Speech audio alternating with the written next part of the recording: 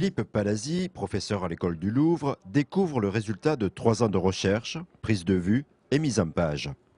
Ma réaction, c'est le rendu, évidemment, entre le souvenir de l'objet que j'ai pu photographier, moi ou mes collaborateurs, les étudiants, et puis la réalité éditée, car vous savez qu'il y a un gros décalage entre l'image. Tous les soins ont été apportés au rendu le plus proche possible par rapport au document initial. C'est un très beau travail d'impression. Et je suis assez satisfait. C'est devenu évidemment maintenant un monstre. Un monstre de 5,5 kg réparti en 2 volumes de 360 pages.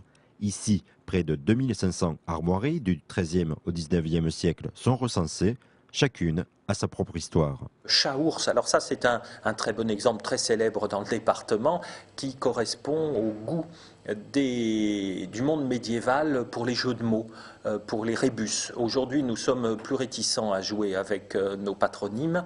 À l'époque on adorait ça.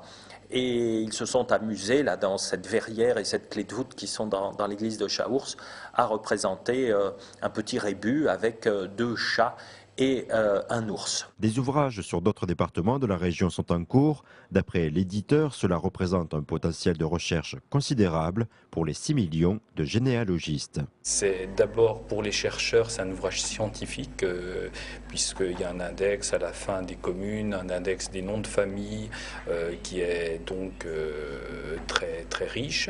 Et puis c'est un livre d'art tout court qu'on feuillette, qu'on découvre, qu'on prend, qu'on repose, on reprend le 2e tome, on regarde certaines images. Des images prises sur site, églises, cimetières, cheminées, vitraux. Ce choix a été dicté par le Conseil général qui a financé ce travail de recherche en 2005 pour un coût de 150 000 €, une collecte aux allures d'expédition. L'aspect le plus spectaculaire, pas forcément le plus difficile, ça a été les opérations menées dans les clochers, puisque les armoiries vont se nicher jusque sur les cloches, qu'elles sont très souvent fort difficiles d'accès, notamment les cloches du XVIe, XVIIe siècle. Et donc, M. Palazzi et son équipe, et j'ai eu la chance à une reprise de l'accompagner, sont allés, ont crapahuté dans les greniers des églises. Et ça, c'était peut-être les armoiries les plus difficiles à dénicher. L'ouvrage est désormais disponible au prix de 120 € dans toutes les librairies de l'Aube. Ces armoiries seront également mises en ligne sur le site des archives départementales de l'Aube.